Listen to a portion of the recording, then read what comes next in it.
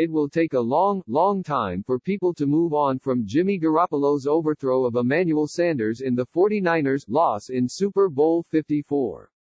The faithful might never get over it. Here's the irony, Garoppolo was the most accurate QB in the entire NFL on passes 20 yards or more last season. The 49ers quarterback topped Kansas City Chiefs superstar Patrick Mahomes, Jacksonville Jaguars rookie Gardner Minshew and future Hall of Famer Drew Brees. Pro Football Focus used a 30 pass attempt minimum for their leaderboard, and Garoppolo was 19 of 31 on these passes. Mahomes was 32 of 63, Minshew 24 of 49 and Brees 15 of 31. 49ers Insider Podcast, listen to the latest episode. Kyle Shanahan's offense is built around deception and play-action passes, but this certainly is an encouraging sign for Garoppolo taking the next step. San Francisco still will be based around its rotation of running backs, getting George Kittle the ball in space and using Deebo Samuel to the best of his versatile skill set.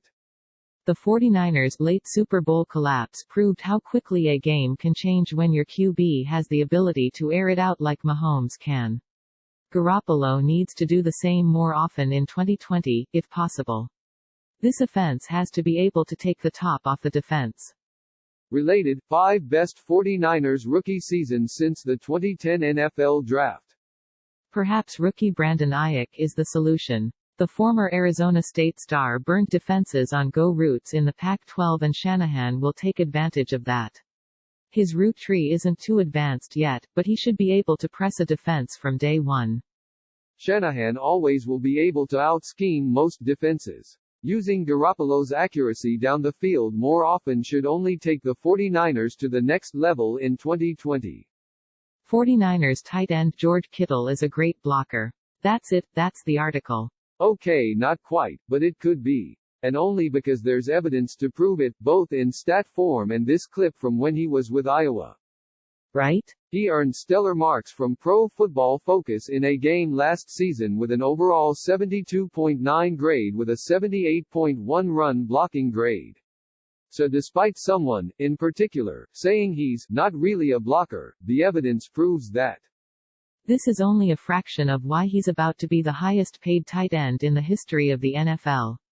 He's a big part of the 49ers' success, and the people in charge of signing the checks made it very clear he isn't going anywhere.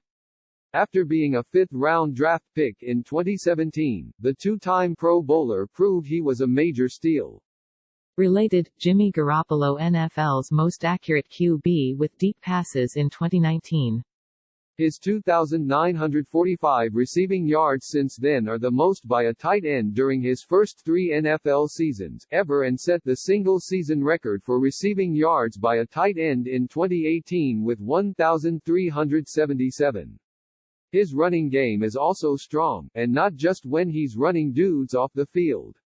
And he's come into the game during the perfect time with the tight end position gaining respect. It's nice to see he's always been this way. 49ers Insider Podcast, listen to the latest episode.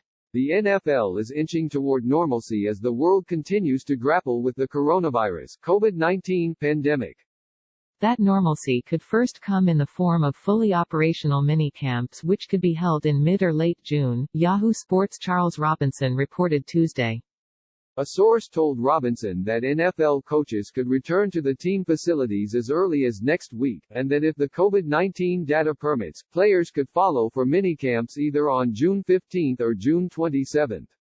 But at least one major hurdle still remains, with a league source telling Robinson that California Governor Gavin Newsom might be the one person standing in the way of a fully operational and on-time minicamp.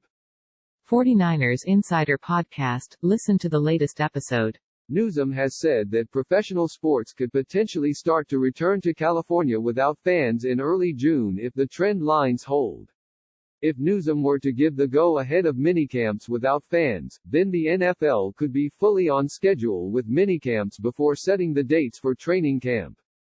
If California is open for team operations soon, minicamps can still happen in June, probably late June, I'd think, but maybe even mid-June, the league source told Robinson. The 49ers had been looking at possibly holding their training camp outside of California due to the state's ongoing lockdown. Newsom has said he doesn't anticipate normal NFL games returning to California this year, but it appears he's willing to give fan-less games a chance as long as the data says it's safe and the leagues have a plan to keep the players and employees safe. Related, 9 49ers facing make-or-break season in 2020.